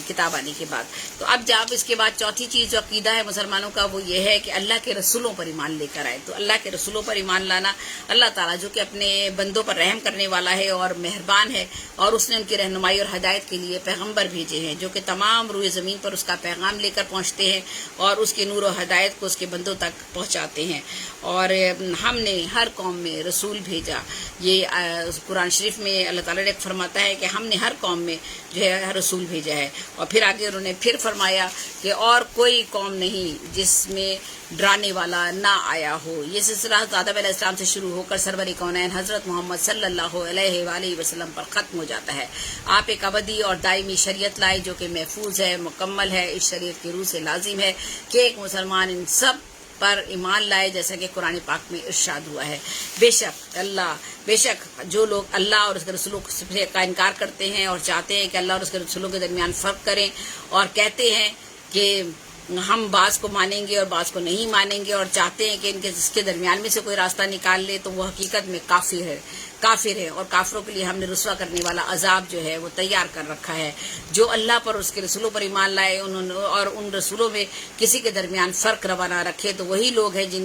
جن کی مزدوری اللہ ان کو دے گا، اور اللہ بخشنے والا رحمت کرنے والا ہے. سورۃ النساء میں یہ اللہ تعالیٰ فرماتا ہے. مان لیا رسول اللہ نے جو کچھ اترا اس پر اور اس کے رب کی طرف سے، اور مسلمانوں نے بھی سب نے تسلیم کر لیا اللہ کو اور اس کے فرشتوں کو، اس کی کتابوں کو، اس کے رسولوں کو، اور کہتے ہیں کہ ہم اس کے پیغمبروں میں سے کسی میں تفریق نہیں کرتے. ان سب نے یوں کہا کہ ہم نے آپ کا ارشاد سنا اور خوشی سے اس کو تسلیم کیا. ہم تیری ہی بخشش مانگتے ہیں، اے پر ہمارے پروردگار تیری ہی طرف ہمیں لوٹ کر جانا ہے. سورہ بقرہ میں اس بات کا اظہار کیا گیا ہے. ان آیات مبارکہ سے یہ بات کھل کر سامنے آ جاتی ہے کہ مسلمانوں کے لیے سب رسولوں پر ایمان لانا ضروری ہے، ورنہ وہ مسلمان نہیں ہو سکتا. پھر اگر غور کیا جائے یا اگر باتوں پر توجہ دی جائے تو ہمیں پتہ چلتا ہے کہ رسولوں پر ایمان بھی اللہ پر ایمان کا لازمی جز ہے، چونکہ اللہ کا پیغام براہ راست انسانوں پر نازل نہیں ہوتا ہے، بلکہ درمیان میں انبیاء اکرام کا واسطہ ہوتا ہے، وسیلہ ہوتا ہے، جو ان کی صفت یہ ہے کہ وہ اللہ کا ٹھیک ٹھاک پیغام لوگوں تک پہنچاتے ہیں. اس میں کسی قسم کی کوئی کمی بیشی نہیں ہوتی ہے. لہٰذا ان کا حکم بھی اللہ ہی کا حکم ہوتا ہے. لہٰذا قرآن میں آتا ہے کہ جو اللہ کے رسول کی اطاعت کرتا ہے حقیقت میں وہ اللہ کی اطاعت کرتا ہے. سورہ نساء میں یہ بات بیان کی گئی ہے. اور یہ تمام جو ایک سیکنڈ بعض دفعہ آ کے میری دھندلی ہو جاتی ہیں، تمام رسول اسلام کی تعلیم دیتے آئے، لیکن ان کی امت اور ان کی تعلیمات میں تحریف کر دی. یعنی ان میں وہ جو اصل پیغام تھا اس کو اصل نہیں رہنے دیا. اب اللہ تعالیٰ نے ان غلط کاریوں کو دیکھا تو اپنی مکمل اور جامع تعلیمات قرآن پاک کی صورت میں اپنے حبیب حضرت محمد صلی اللہ علیہ وآلہ وسلم پر نازل فرمائی. یعنی وہ جتنی بھی اس سے پہلے کتابیں آئیں اللہ تعالیٰ کی طرف سے اتاری گئی تھیں، ان سب میں جو تھا اللہ تعالیٰ کی طرف سے پیغام بھیجے گئے تھے مسلمانوں کو، انسانوں کو اچھے راستہ دکھانے کے لیے اور اللہ پر ایمان لانے کے لیے اور اس کو نیکی کا راستہ بتانے کے لیے اور زندگی گزارنے کے لیے. لیکن کیا ہوا کہ ان تمام کتابوں میں کل تحریف ہو گئی اور لوگوں نے اپنے طور پر تبدیلی کرنے کی کوشش کی، اور اس تبدیلی کا نتیجہ یہ نکلا کہ وہ کتاب کتابیں اپنی اصلی صورت میں نہیں رہی. تو اللہ تعالیٰ نے پھر سب سے آخری کتاب جو بھیجی وہ قرآن مجید تھی، اور وہ جامع اور مکمل کتاب تھی، جس میں تمام جو تھی وہ چیزیں مکمل کر دی جو اس سے پہلے جن لوگوں نے تحریف کر دی تھی، وہ ساری چیزیں، اور جن چیزوں میں وضاحت اتنی زیادہ موجود نہیں تھی، اور وہ چیزیں جو جن کی مزید ضرورت تھی، وہ ساری قرآن شریف میں مکمل طور پر اللہ تعالیٰ نے جو تھی وہ اپنے فرشتوں کے ذریعے، اپنی وحی کے ذریعے وہ نازل فرما دیں، اور حضور صلی اللہ علیہ وآلہ وسلم پر وہ جو تھا قرآن مجید جو تھا وہ نازل فرمایا، اور اس میں 23 سال کا عرصہ لگا. یہی وجہ ہے کہ وہ والی اب ہر مسلمان پر یہ لازم ٹھہر جاتا ہے کہ جب ایسی کتاب ہمارے سامنے آ گئی ہے جو کہ ایک مکمل کتاب ہے، قرآن مجید ہے، اور مسلمانوں کا جو ہے وہ سارے تمام مسلمان اس پر ایمان، نہ صرف مسلمانوں کے لیے بلکہ پوری دنیا کے انسانوں کے لیے اس کے اندر ہدایت کا راستہ دکھایا گیا ہے، ہدایت کا راستہ اس میں بتایا گیا ہے. پھر بھی اگر کوئی اس کو نہیں مانتا تو بہت ہی زیادہ کیا کہنا چاہیے کہ شاید پھر تو اللہ تعالیٰ ہی ان پر جو جس طرح بھی چاہے، جس طرح عذاب چاہے وہ نازل کر سکتا ہے. اور یہی وجہ ہے کہ قرآن جو ہے وہ ہدایت کا راستہ اللہ تعالیٰ کا ہر وقت کھلا ہوا ہے، اور وہ یہی ہے کہ آپ ہدایت حاصل کریں اور ہدایت جو ہے حاصل کرتے رہیں. ہو سکتا ہے آپ کسی وقت جو ہے اللہ تعالیٰ کے ان چیزوں کو مان لیں اور آپ مسلمان ہو جائیں، اور منکرین اور کافرین کے اس گروہ سے باہر نکل آئیں جو کہ بار بار جھٹلاتے ہیں اللہ کی ذات کو بھی اور اس کی بنیادی عقائد کو بھی. تو یہ جو تعلیمات، حق کی جو تعلیمات تھیں وہ قرآن مجید میں جو تھی وہ مکمل کر دی گئیں، اور صرف شریعت محمدی پر ہی عمل کرنے کا حکم دے دیا گیا. اور یہ آخری اور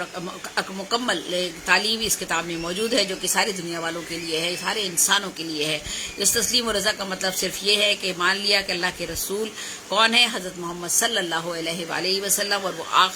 آخری رسول ہے، بلکہ لازمی ہے کہ ان سے محبت کی جائے، ایسی محبت جو دنیا کی کسی چیز سے نہ ہو، مال و دولت سے، نہ اولاد سے، نہ اپنی جان سے، بلکہ حضور پر نور پر جان بھی قربان ہے، دنیا کی ہر شے قربان، اور سب سے زیادہ عزیز جو ہے وہ حضور کو رکھا جائے. تو آپ نے فرما دیا کہ اگر تمہارا باپ، تمہارا بھائی، تمہاری بیویاں، تمہارے خاندان، مال جو تم نے کمایا، اور تجارت جس کے گر جانے کا تمہیں اندیشہ ہے، اور مکانات جو تمہیں پسند ہیں، تم کو اللہ اور اس کے رسول اور اس کی راہ میں جہاد سے زیادہ عزیز ہیں، تو انتظار کرو یہاں تک کہ اللہ اپنا فیصلہ صادر کر دے گا. سورہ توبہ میں یہ کہا گیا ہے. اس حقیقت کو آپ نے مختلف پیرائی میں بیان کیا. چنانچہ ایک دفعہ آپ نے ارشاد فرمایا کہ ایمان کی حقیقی لذت سے وہی آشنا ہو سکتا ہے جس کے نزدیک اللہ اور اس کے رسول صلی اللہ علیہ وآلہ وسلم، یعنی حضرت محمد صلی اللہ علیہ وآلہ وسلم تمام چیزوں سے زیادہ عزیز ہیں. اور کسی شخص کا ایمان مستحق نہیں ہو سکتا جب تک وہ مجھ کو اور اپنے باپ، بیٹے اور دوسرے تمام انسانوں سے زیادہ عزیز نہ رکھے. بخاری مسلم شریف میں یہ حدیث موجود ہے. اور یہ محبت کیا ہے؟ اس سے مراد صرف جذباتی یا نفسیاتی محبت مراد نہیں ہے، بلکہ یہ عقلی اور رسولی محبت ہے، اور تمام چیزوں پر رسول اسلام اور شریعت محمدیہ کو مقدم جانا گیا ہے. اور اگر اسلام خطرے میں ہو تو اس کے لیے سب چیزیں قربان کر دینے کا حکم ہے، اور اسلام کو کوئی نقصان نہ پہنچے کسی بھی صورت میں. چنانچہ ترمذی شریف میں بھی آتا ہے کہ آپ نے فرمایا کہ جس نے میری سنت سے محبت کی اس نے مجھ سے محبت کی. اور جو ہے اسی لیے سچا مسلمان بننے کے لیے ضروری ہے کہ انسان دل میں حضور پر نور کی محبت بدرجہ اتم موجود رہے. اگر اس محبت میں خامی ہوئی یہ تو سمجھ لیں کہ ایمان میں خامی ہے. خدا ہمیں حضور کی محبت سے سرشار رکھے، اور ہمارا ایمان، ہمارا یقین اور حضور پر اپنی جان و ایمان اور مال، دولت، اولاد سب کچھ قربان کر دینے کا جذبہ ہمارے دلوں میں برقرار رکھے. آمین ثم آمین. اس کے بعد ہمارا جو 5واں عقیدہ ہے مسلمانوں کا، وہ عقیدہ کیا ہے؟ یعنی میں نے 4 عقیدے آپ کو بتائے کہ مسلمان ہونے کے لیے آپ کو 4 عقیدوں کا ذکر کر دیا ہے. 5واں عقیدہ کیا ہے؟ یعنی 5واں عقیدہ جو ہے وہ ہے ایمان بالآخرت، یعنی آخرت پر ایمان لانا. ایک مسلمان کے لیے یہ بھی ضروری ہے کہ آخرت پر ایمان رکھے، پورا ایمان اس کا آخرت پر ہو. آج یہ چیز ایک آج یہ حقیقت روز روشن کی طرح آشکار ہو چکی ہے کہ کائنات ایک نہ ایک دن ضرور ختم کر دی جائے گی، اور اس دن کا نام قیامت ہے، جس کے بارے میں ارشاد باری تعالیٰ ہے کہ جب زمین اپنی سخت جنبش سے ہلائی جائے گی اور زمین اپنا بوجھ باہر نکال پھینکے گی اور آدمی کہے گا اس کو کیا ہوا، اس روز وہ زمین اپنی سب خبریں بیان کرنے لگے گی، اس سبب سے کہ تیرے رب کا اس کو یہی حکم ہے۔ اس دن لوگ مختلف جماعتیں ہو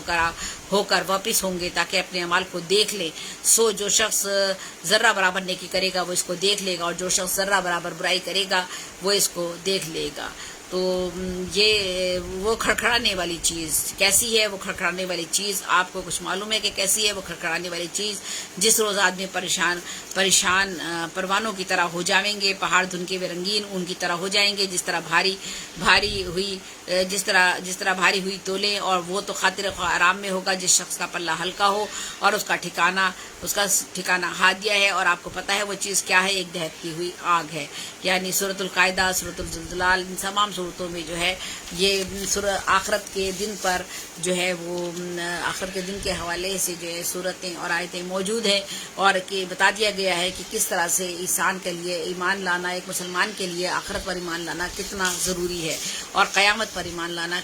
کتنا ضروری ہے۔ اسی طرح سے بہت سی آیات ہیں اور جن میں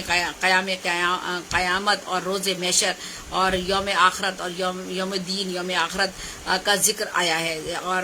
ہر مسلمان پر لازم ہے کہ وہ اس بات پر یقین کر لے کہ قیامت ہوگی۔ سب لوگ زندہ کر دیے جائیں گے، اپنے قبروں سے اٹھ کھڑے ہوں گے، سب اللہ کے حضور لائے جائیں گے، ان کے اعمال کا حساب کتاب ہوگا، اور انہوں نے جو بھلائی کی ہوگی اسے ان کی جزا ملے گی۔ یہ واقعہ حضرت ابراہیم علیہ السلام نے جب اللہ سے پوچھا کہ اللہ تعالیٰ کیا جو لوگ آپ کی طرف لوٹ جاتے ہیں اور جو زندگی جن کی ختم ہو جاتی ہے، کیا وہ دوبارہ کیسے زندہ ہو سکتے ہیں؟ کیا یہ ممکن ہے کہ مجھے یہ بتایا جائے، دکھا دیا جائے کہ وہ زندہ کیسے ہوں گے؟ تو اس پر اللہ تعالیٰ نے کہا کہ کیا آپ کو اس میں کوئی آپ کی یقین میں کوئی کمی یا کچھ ایسی چیز ہے؟ تو انہوں نے کہا نہیں، میرا یقین پختہ ہے اس بات پر کہ ہاں ضرور ایسا ہوگا، لیکن میری یہ خواہش ہے کہ میں اس کی کوئی دلیل دیکھ سکوں یا جان سکوں یا اس بارے میں کچھ مزید معلومات لے سکوں۔ تو اللہ تعالیٰ نے کہا کہ تم جو ہے وہ 4 پرندے لے کر آ جاؤ، اور کچھ پرندے لے لو اور ان کو اپنے آپ سے مانوس کر لو۔ جب آپ سے محبت کرنے لگے تو اس کے بعد ان پرندوں کے ٹکڑے کر دو اور انہیں مار دو، اور سب کو ایک جگہ مکس کر دو، سب کا آپس میں 4 پرندوں کے گوشت کو، اور اس کے بعد ان کے مختلف ٹکڑوں کو مختلف پہاڑی کے مختلف کونوں پر 4-5 پہاڑیاں جتنی بھی دور ہے فاصلوں پر ان پر جا کر رکھ کر آ جاؤ۔ تو آپ جب رکھ کر آ جاؤ اور اس کے بعد دیکھو کہ وہ جو ہے تم نے تھوڑی دیر بعد وہ سارے پرندے جو ہے وہ تمہارے سامنے زندہ سلامت اڑتے ہوئے واپس تمہارے پاس آ جائیں گے۔ تو آپ دیکھیں کہ یہ مثال دی گئی کہ اللہ تعالیٰ اس طرح سے انسانوں کو دوبارہ سے زندگی دے گا، اور انسان زندہ ہوں گے اور اللہ کے حضور جو ہے وہ پیش کیے جائیں گے۔ تو یہ ہے روز قیامت اور روز محشر اور یوم آخرت کا دن۔ ہر مسلمان لازمی اس بات پر یقین کرے کہ ہم سب لوگ زندہ کر دیے جائیں گے، اپنی قبروں سے اٹھ کھڑے ہوں گے، سب اللہ کے حضور لائے جائیں گے، ان کے اعمال کا حساب کتاب ہوگا، اور انہوں نے جو بھلائی کی ہوگی اس کا انہیں جزا ملے گی، جنہوں نے غالباً و ظاہراً کوئی بھی ذرا برابر بھی برائی کی ہوگی انہیں اس کی سزا ملے گی۔ جو اس دنیا میں اللہ کے نافرمان اور باغی ہیں اس دن ذلت کے عذاب میں جھونک دیے جائیں گے، اور اللہ کے فرمانبردار اللہ کی نعمتوں میں داخل کر دیے جائیں گے۔ وہ رحمتیں اور راحتیں اتنی زیادہ ہوگی کہ وہ اللہ سے راضی ہو جائیں گے، اور یہی بڑی مراد ان کو ملے گی، یہی بڑی مراد ان کو ملے گی۔ تو آخرت پر ایمان لانا گزشتہ امتوں میں بھی تھا، لیکن انہوں نے احکام الہی میں غلو کیا اور تاریک دنیا ہو بیٹھے۔ لیکن اسلام نے تاریک دنیا ہونے کا بہت برا بتایا ہے، یعنی تاریک دنیا یعنی دنیا کو ترک کر دینا، چھوڑ دینا، اور دنیا کی طرف سے منہ پھیر کر صرف یا تو اللہ تعالیٰ کی عبادت پر لگ جانا اور باقی کام سارے کے سارے چھوڑ دینا، یہ اس کو ہمارے مذہب نے منع فرمایا ہے۔ لیکن اسلام نے تاریک دنیا ہونے کو بہت برا کہا ہے اور زور دیا ہے کہ دنیا میں رہ کر نیک عمل کرو، یعنی دنیا میں تمہیں بھیج دیا گیا ہے، دنیا میں اچھی چیزیں بھی ہیں اور بری چیزیں بھی ہیں، لیکن یہ فیصلہ تم نے خود کرنا ہے، اور چونکہ تمہیں ہم نے ہدایت کے لیے کتاب بھی دے دی ہے، تمہارے پر رسول بھی، ہمارے آخری نبی الزما کو بھی اتارے ہیں، اور ان کی زندگی چلتا پھرتا نمونہ نمونہ تھی. انہوں نے عمل کر کے ایک ایک چیز کو دکھایا ہے. قرآن پاک کی ہر صورت، ہر ان کا عمل جو ہے قرآن پاک کا نمونہ ہے. تو تمہارے سامنے ہر چیز ہم نے اتار دی ہے، دکھا دی ہے، بتا دی ہے. اس کے باوجود بھی اگر تم جو ہے اس پر عمل نہیں کرتے اور نیک اعمال نہیں کرتے، تو جو بھی تم عمل کر رہے ہو، جس پر تمہیں زور دیا جا رہا ہے، تو تمہیں ہم نے دنیا میں اس لیے اتار دیا ہے اور ساری چیزوں کے ساتھ، تاکہ تم دنیا میں رہ کر خود فیصلہ کرو کہ اچھائی کیا ہے اور برائی کیا ہے. اور اس کے بعد تم اللہ سے، اللہ کا خوف تمہارے دل میں ہو، اور خوف کی وجہ سے برائی سے تم بچو. یہ نہیں کہ تمہیں جو ہے وہ ہم اللہ چاہے گا تو وہ ہم یہ سوچیں جی اللہ نے کہا تھا تو ہم برائی کریں تو ہمیں برائی کرنی چاہیے، یا اللہ کا حکم تھا تو ہم نے برائی کی. ایسا نہیں ہوتا، بلکہ اللہ تعالیٰ نے ہمیں اچھائی اور برائی کے لیے دونوں راستے میں دکھا دیے، بتا دیے. اس کے لیے ہمیں جو ہے وہ چیزیں بھی مہیا ہو گئی ہیں، ہمارے سامنے موجود ہے، اور راہ حق بھی ہے اور راہ باطل بھی ہمارے سامنے ہے. فیصلہ انسان نے خود کرنا ہے کہ وہ کس راستے پر اب چلنا پسند کرتا ہے.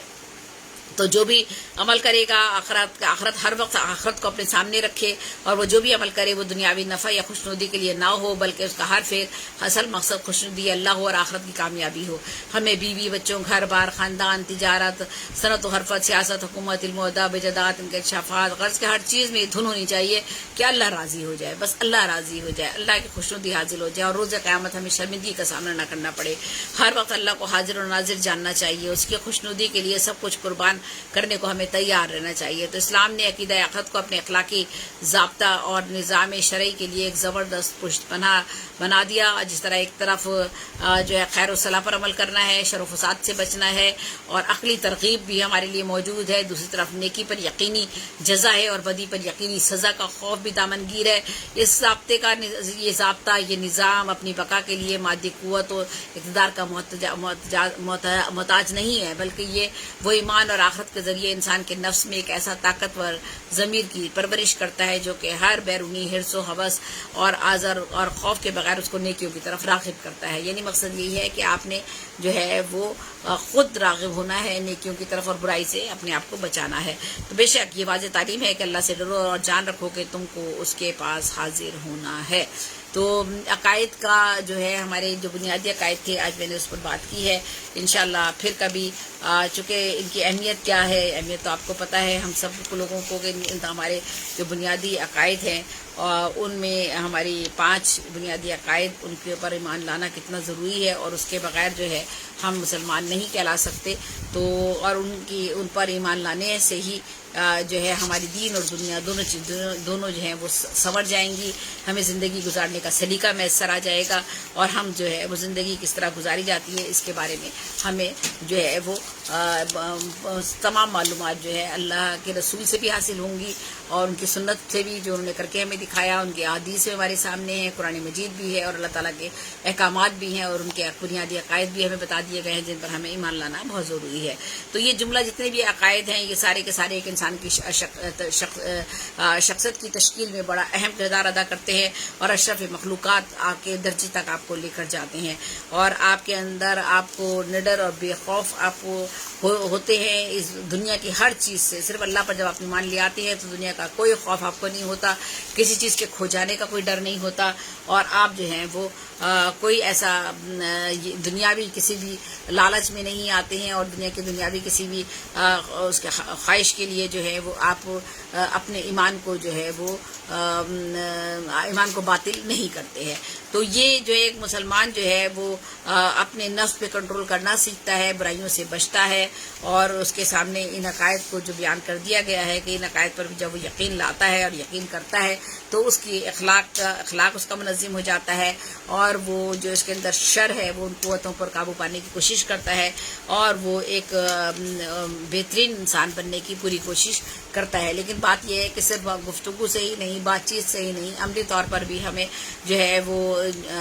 عمل کرنا ہے. اور باتیں تو ہم میں سے بہت سے لوگ کرتے ہیں، لیکن جب ہماری عملی زندگیوں کا ہم جب موازنہ کرتے ہیں کہ ہم اپنی عملی زندگی میں کیسے ہیں، تو بڑا افسوس ہوتا ہے کہ بظاہر تو ہم دیکھیں منافقت بھی کرتے ہیں، دلوں میں کدورتیں بھی ہوتی ہیں، تعصبات بھی ہوتے ہیں، کسی سے ہم حسد بھی کرتے ہیں، اور حسد میں اتنے زیادہ آگے بڑھ جاتے ہیں کہ ہم یہ تک بھول جاتے ہیں کہ ہمارا رب ہے، ہمارا مالک ہے، جو زمین و آسمان کا مالک ہے، وہی لوگوں کو عزت بھی دیتا ہے، مرتبے بھی دیتا ہے، مقام بھی دیتا ہے، اور جب چاہے عروج سے اٹھا کے زمین پر پھینک دے اور زمین سے اٹھا کر آپ کو آسمان پر لے جائے، اور وہی جانتا ہے کہ اس کے لیے کیا چیز بہتر ہے۔ پھر اس کے باوجود بھی ہم اللہ تعالیٰ سے شکوے کرتے ہیں، اور وہ شکوے نہ صرف زبان پر لاتے ہیں بلکہ ہم منافقتوں کے انداز میں کرتے ہیں، یعنی ہم بظاہر تو اس شخص کے سامنے بہت میٹھے ہوتے ہیں اور اچھے ہوتے ہیں، اور ایسا اظہار کرتے ہیں جیسے کہ ہم اس کے بہت اچھے قریبی دوست ہیں، یا اس کے بہت مہربان ہیں، یا اس کی بھلائی کے لیے ہم یہ بات کر رہے ہیں، لیکن دل میں کیا مقصد ہوتا ہے؟ دل میں یہ ہوتا ہے کہ ہم ہمارے اپنے دل کے اندر جو قدورت ہوتی ہے، جو نفرت ہوتی ہے، جو حسد کی آگ ہوتی ہے، وہ برداشت نہیں ہو رہی ہوتی، تو ہم ایسے بظاہر جملے ایسے استعمال کر رہے ہیں جس سے کہ لگ رہا ہو کہ آپ اس کے فیور میں ہیں، لیکن آپ فیور میں نہیں ہوتے، اور انہی جملوں سے اندازہ ہو جاتا ہے کہ آپ جو ہے وہ کس طرح اس کو نقصان پہنچانے کی کوشش کر رہے ہوتے ہیں، اس کی عزت و مرتبے کو نقصان پہنچانے کی کوشش کر رہے ہوتے ہیں، یا اپنے آپ کو تسلی دینے کی کوشش کر رہے ہوتے ہیں۔ تو یہ ہمارا سارا جتنا بھی عمل ہے، ہماری گفتگو بالکل جدا ہے۔ بہت شکریہ غالب ماجدی صاحب، بہت شکریہ۔ تو ہماری گفتگو کچھ اور ہوتی ہے، لیکن عملی طور پر ہم کچھ اور ہوتے ہیں، اور ہم ذرا سی چھوٹی سی چیزوں کے لیے دنیا میں اگر کسی کو کوئی ایوارڈ مل گیا، اگر کسی کو اللہ تعالیٰ نے کوئی شہرت دے دی، اللہ تعالیٰ نے کسی کو دولت دے دی، اللہ تعالیٰ نے کسی کو بہت حسین اولاد دے دی، اللہ تعالیٰ نے کسی کو کچھ اور چیز دے دی، تو ہمیں اس پر تو خوش ہونا چاہیے۔ ہمیں اللہ تعالیٰ کی ان نعمتوں پر کہ جو اس نے کسی اور کو اگر دی ہیں، تو اگر ہم اس پر خوشی کا اظہار کریں گے، اور اللہ تعالیٰ کی ہم ان چیزوں پر اپنے رب کی بڑائی کا اور اس کی عظمتوں کا دل سے اعتراف کریں گے، تو اللہ تعالیٰ ہمیں بھی اس کا انعام دے گا۔ یہ تو وہ بہتر جانتا ہے، ہو سکتا ہے کہ کسی کے لیے وہ چیز زیادہ بہتر ہو اور کسی دوسرے کے لیے کوئی اور چیز بہتر ہو، لیکن ہم اپنے طور پر عملی طور پر ہم ان ساری باتوں کو جو بھی ہم کر رہے ہوتے ہیں، جو بھی ہماری باتیں ہیں، گفتگو ہیں، باتیں بہت بڑی بڑی کر سکتے ہیں اور کرتے ہیں، اور یہ میں بھی اس میں شامل ہوں۔ اللہ تعالیٰ مجھے بھی معاف فرمائے، میں بھی انسان ہوں، بشر ہوں، اور میرے دل میں بھی ایسی چیزیں آ سکتی ہیں، اور لیکن یہ ہے کہ برائی کو سپورٹ نہیں کرنا ہے۔ آپ نے برائی جس شکل میں بھی ہے، جھوٹ جس شکل میں بھی ہے، کہا گیا نا اسے آپ دل سے تو کم از کم برا سمجھے، زبان سے نہیں کہہ سکتے تو دل سے تو برا سمجھے۔ حالانکہ اکثر یہ ہوتا ہے کہ ہم خوفزدہ ہو جاتے ہیں، ڈر جاتے ہیں اپنی عزت کی لحاظ سے کہ ہم اگر اس شخص کو جواب دیں گے، یا یہ شخص کو اگر ہم کوئی بات کہہ دیں گے، تو خام خواہ بلا وجہ ہمیں جو ہے وہ اپنی عزت پر ہماری حرف آئے گا، یا ہمیں لوگ جو ہے وہ مزید انہیں موقع ملے گا اس طرح کی باتیں کرنے کا۔ تو یہ ساری چیزیں بہت سی مصلحتیں ہیں جن کی وجہ سے ہمیں خاموش بھی ہونا پڑتا ہے، لیکن بہرحال اصل مقصد تو یہ ہے کہ اللہ تعالیٰ نے جب ہم اللہ پر ایمان لے کر آ گئے ہیں، جب ہم مسلمان ہو گئے ہیں، جب اہل اسلام ہو گئے ہیں، اہل مسلمان ہیں، ہم کتاب پر یقین رکھتے ہیں، اللہ پر ایمان لاتے ہیں، تو اس کی ہر بات پر ہمیں ایمان لانا چاہیے۔ اور اس کا ایمان لانا کیا ہے؟ حضور کی شکل میں جب ہمارے سامنے حضور کی ذات آ گئی کہ انہوں نے کس طرح سے ایک عمل کر کے دکھایا ہے کہ قرآن شریف میں جو بھی کچھ موجود ہے وہ کیا چیز ہے، وہ ساری بنیادی باتیں وہی ہیں عملی زندگی میں جن کو ہمیں اپنانا ہے۔ جھوٹ نہیں بولنا ہے، وعدہ خلافی نہیں کرنی ہے، کسی کو نقصان نہیں پہنچانا ہے، بنی نوع انسان کے کام آنا ہے، حقوق العباد ادا کرنے ہیں، اللہ کی عبادات کرنی ہے۔ ٹھیک ہے کمی بیشی ہو سکتی ہے، ضرور ہوتی ہے، اور ہم سب سے ہوتی ہے۔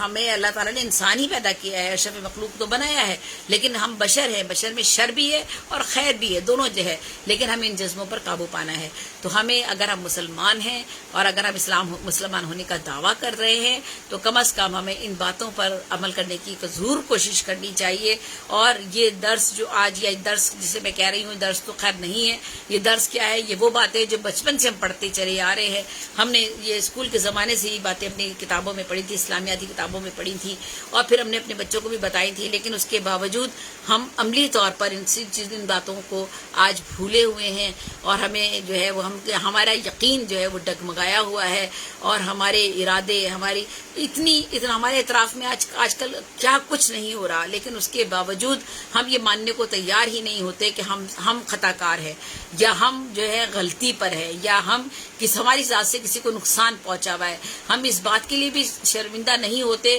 اور اس بات کے لیے بھی راضی نہیں ہوتے کہ کم از کم اس شخص کو جس کا ہم نے دل دکھایا ہے، جس کو ہم نے تکلیف پہنچائی ہے، اس سے ہم معافی مانگ لیں، معذرت کر لیں. چلے باہر کے لوگ تو دور کی بات ہے، آپ اپنے سگے بھائیوں سے بات نہیں کرتے، آپ اپنی سگی بہنوں سے بات نہیں کرتے. ہم آپس میں اپنے خاندانوں میں ایک دوسرے سے جدا ہو چکے ہیں، صرف معمولی چھوٹی چھوٹی سی باتوں کی وجہ سے. تو مجھے بتائیں، کیا اللہ تعالیٰ ہماری عبادات قبول کرے گا؟ کیا اللہ تعالیٰ کے سامنے ہم سرخرو ہو سکیں گے؟ تو کیا ممکن ہے؟ اگر یہ ممکن نہیں ہے، یہ ہرگز ممکن نہیں ہے. اللہ تعالیٰ نے کہا پہلے میرے بندوں کی تو حق ادا کر کے آؤ. عبادت تو ہم کر رہے ہیں اللہ تعالیٰ سے، لیکن اس کے بندے کا اگر ہم دل دکھا کر عبادت کر رہے ہیں تو اللہ تعالیٰ کو تو یہ بات اللہ تعالیٰ کو پسند نہیں ہے. تو بہرحال آج میرا مقصد صرف یہاں پر یہی تھا، یہ ساری باتیں کرنے کا. گو کہ ہم یہ باتیں جانتے ہیں کہ ہمارے بنیادی عقائد کیا ہیں، ہم مسلمان ہیں، ہم کن چیزوں پر ایمان لاتے ہیں اور اس کے بغیر ہم مسلمان نہیں ہو سکتے. تو یہ ساری باتیں ہمیں اس کا علم تھا، لیکن آج صرف ان باتوں کو دوبارہ سے پیش کرنے کا مقصد یہ تھا کہ ایک تو ہمارے نوجوان بچے، نوجوان نسل جو ہے وہ ان کو نہیں پتا، وہ اگر ان سے بات کی جائے گی تو ہو سکتا ہے وہ بنیادی عقائد اور بنیادی ارکان جو ہیں اسلامی، ان میں وہ ایک دم سے فرق نہ آپ کو بتا سکیں. یا ہو سکتا ہے چھوٹے بچوں کی بات کر رہی ہوں، بڑوں کی بات نہیں کر رہی ہوں، تو ان کو بھی واضح طور پہ پتا چل جائے کہ بنیادی عقائد کسے کہا جاتا ہے اور بنیادی اسلامی ارکان کون سے ہیں. پھر ہم ان پر بھی کبھی بات کریں گے، ان پر بھی ہم وضاحت کریں گے اور بات کریں گے ان پر بھی. اور مقصد سب کا یہی ہے کہ ہم نے اپنی زندگی میں ایک اچھا انسان، ایک اچھا مسلمان بننا ہے. ایک اچھا انسان کیسے بنے گا؟ آپ سوچئے نا کہ اچھا انسان بننے کے لیے کہیں نہ کہیں سے تو ہدایت لینی پڑے گی نا. تو جب ہمیں کہیں نہ کہیں سے ہدایت لینی ہے تو وہ کون سے ذرائع ہیں، ہم کن سے لیں گے؟ تو جب اسلام تو مکمل ایک دین تھا جو آ گیا، اس کے بعد تو نہ کسی دین نے آنا ہے، نہ کسی کتاب نے آنا ہے. تو کتاب بھی ہماری اللہ کی طرف سے آخری صحیفہ قرآن مجید ہمارے سامنے آ گیا، ہمارے آخری پیغمبر بھی آ گئے. اس کے بعد تو سارا نبوت کا سلسلہ بھی ختم ہو گیا. ساری چیزیں جب ختم ہو گئیں، اللہ پر بھی ہم سارے عقائد بھی ہمارے بتا دیے گئے کہ صرف ایک ہی رب ہے پوری دنیا کا، پوری کائنات کا، پورے دو جہانوں کا، زمین کے اندر جو کچھ ہے، زمین کے اوپر جو کچھ ہے، آسمانوں میں جو کچھ ہے، ان سب کا، غیب کا جتنا بھی علم ہے صرف اللہ کو ہے. تو جب سب چیزوں کا ہمیں علم ہو چکا ہے تو اب ہمارے پاس تو کوئی اور راستہ نہیں ہے سوائے اسی راستے کے کہ ہم نے ان سے ہدایت لینی ہے، ان کو عملی طور پر اپنی زندگی میں برتنا ہے. صرف رٹا نہیں لگانا. صرف برس سے ہم بھی اسلامیات پڑھتے چلے آ رہے ہیں بچپن سے، لیکن ہمارے اعمال میں بہت فرق ہے. میں خود بھی اس میں شامل ہوں اور ہم سبھی شامل ہیں. تو کوشش یہی کرنی چاہیے کہ اگر ہم کسی سے معافی مانگ لیں، کسی کا دل دکھایا ہے معذرت کر لیں تو کوئی حرج اس میں نہیں ہے. میں نہیں سمجھتی ہوں کہ اس میں کوئی حرج نہیں ہے. تو اس سے کیا ہوتا ہے کہ کم از کم آپ کا اپنا ضمیر مطمئن ہو جاتا ہے. اور اگر کسی نے آپ کا دل دکھایا ہے، آپ کو تکلیف پہنچائی ہے، جو ہوتا ہی رہتا ہے، بہت زیادہ ہوتا ہے، اور آپ نے دیکھا کہ پیغمبروں کے ساتھ یہ ہوا ہے، ان کو کیسی کیسی تکالیف کا سامنا اور کیسی کیسی آزمائشوں کا ان پر آزمائشیں آئی ہیں ہمارے پیغمبروں پر. تو جب ان پر آئی ہیں اور ان کو لوگوں نے اتنا ستایا ہے، تکلیفیں دی ہیں، خود حضور صلی اللہ علیہ وآلہ وسلم کی مثال لے لیجیے، حضرت محمد صلی اللہ علیہ وآلہ وسلم کی مثال لے لیجیے کہ اسلام پھیلانے کے دوران وہ صادق و امین تھے. ان کا کیا کردار تھا، وعدے کے پابند تھے، وقت کے پابند تھے. ان کا کردار کیسا تھا، کتنے شریف النفس تھے، کتنی ان کے اندر خصائل اور خوبیاں تھیں. پورا اہل قریش جو ہے وہ ان کو مانتا تھا، ان کا پورے خاندان کا کیا مرتبہ اور مقام تھا. لیکن اس کے باوجود جب انہوں نے بتایا کہ وہ جب ان پر وحی نازل ہوئی اور جب انہوں نے اسلام کو پھیلانے کے لیے کوشش جاری کی تو لوگوں نے انہیں کس طرح سے ستایا، کتنی تکالیف سے وہ گزرے. اور اس گزرنے کے بعد اللہ تعالیٰ نے دیکھیں آج اللہ تعالیٰ کا یہ رب کریم کا جو ہے ہم پر احسان ہے، اس مالک کا، کہ اس نے ہمیں ایک راستہ دکھایا، ایک ہمیں ہدایت کی، ایک رہنمائی کے لیے ہمیں جو کتاب مہیا کر دی، حضور کی زندگی ہمارے سامنے ایک ایک لمحہ ہمارے سامنے کر دیا. تو بے شک اگر کوئی آپ کو تکلیف دیتا ہے اپنا معاملہ اللہ پر چھوڑ دیجئے، اور وہی انصاف کرنے والا ہے، وہی فیصلہ کرنے والا ہے، اور وہی دلوں کے بھید بھی جانتا ہے، ہماری نیتوں کے حال بھی وہی جانتا ہے. تو بہت بہت شکریہ، بہت نوازش اور بہت محبت آپ سب لوگوں کی. میں کوشش کر رہی ہوں کہ خود بھی تھوڑا سا کچھ سیکھ سکوں اور مزید جو تھوڑا بہت مجھے جو میرے علم میں آتا ہے اسے میں آگے بڑھا سکوں. تو اس کے لیے آپ لوگ یہاں مجھے تھوڑا سا موقع دیتے ہیں، اس کے لیے میں بہت بہت شکر گزار ہوں آپ سب لوگوں کی. اور یہ گلوبل رائٹر ایسوسیشن اٹلی کے نواز گلیانہ صاحب کا پیج ہے، انہوں نے مجھے اپنے پیج پر یہ اجازت دی کہ میں اس پروگرام کو پیش کروں، تو آج میں نے یہ پروگرام آپ سب لوگوں کے ساتھ یہاں پر جو ہے پیش کیا ہے اور بات چیت کی ہے۔ میں کیا پیش کروں گی، میں تو کچھ بھی نہیں ہوں، میرے پاس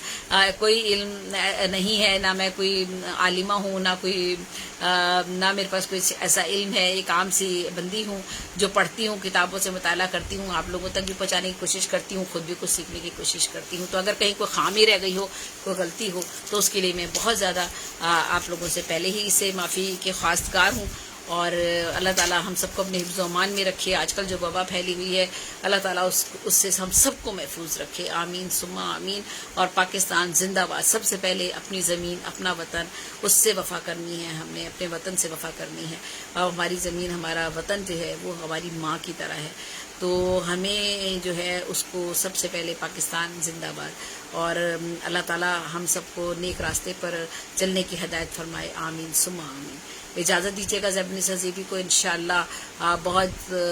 جلد ابھی کسی دوسرے پروگرام میں دوسرے موضوع پر آپ لوگوں سے بات چیت کرتی ہوں، اور اسی طرح کچھ اور جو بھی باتیں ہیں جو میں کرنا چاہ رہی ہوں آپ لوگوں سے کرتی رہوں گی جب تک سانس میں سانس ہے، دم میں دم ہے، اور اللہ تعالیٰ جو بھی مجھ سے کام لینا چاہ رہا ہے، جو بھی چاہتا ہے کہ میں کچھ علم سیکھ لوں اور کچھ تھوڑا سا آگے بڑھا دوں، تو یہ اس رب کریم کا مجھ پر بہت بڑا احسان ہے، بہت بڑا کرم ہے۔ اللہ حافظ، اللہ نگہبان، اللہ تعالیٰ آپ سب کو اپنے حفظ و امان میں رکھے، آمین ثم آمین۔ غالب آئی جی صاحب یہاں موجود ہیں، ہمارے بہت سینئر شاعر اور ہمارے اردو ادب کا بہت بڑا سرمایہ اور بہت بڑا اثاثہ، اور اللہ تعالیٰ ان کو طویل عمر عطا کرے اور ہمارے سروں پر جو ہے ایسے لوگوں کا سایہ برقرار رکھے۔ یہی وہ لوگ ہیں جن کی زندگیاں ہمیں رہنمائی کا راستہ دکھاتی ہیں، اور ایسے ہی اپنے بڑے لوگوں سے، اپنے سینئر لوگوں سے ہم بہت کچھ سیکھتے ہیں اور کوشش کرتے ہیں کہ جو ہمارے اندر خامیاں ہیں ہم انہیں دور کرنے کی کوشش کریں، اور اپنے بڑوں کی عزت کریں، اور انہی سے جو کچھ ہمیں مل سکتا ہے، جو علم ہم حاصل کر سکتے ہیں وہ علم حاصل کریں، ان کے برتاؤ سے، ان کے اخلاق سے، ان کی گفتگو سے، ان کے فن سے، ان کے فنون سے۔ تو بہت بہت شکریہ غالب ماجدی صاحب، انشاءاللہ زندگی رہی تو پھر آپ سے پھر کسی اور جگہ ملاقات ہوتی ہے۔ اللہ حافظ، اللہ نگہبان۔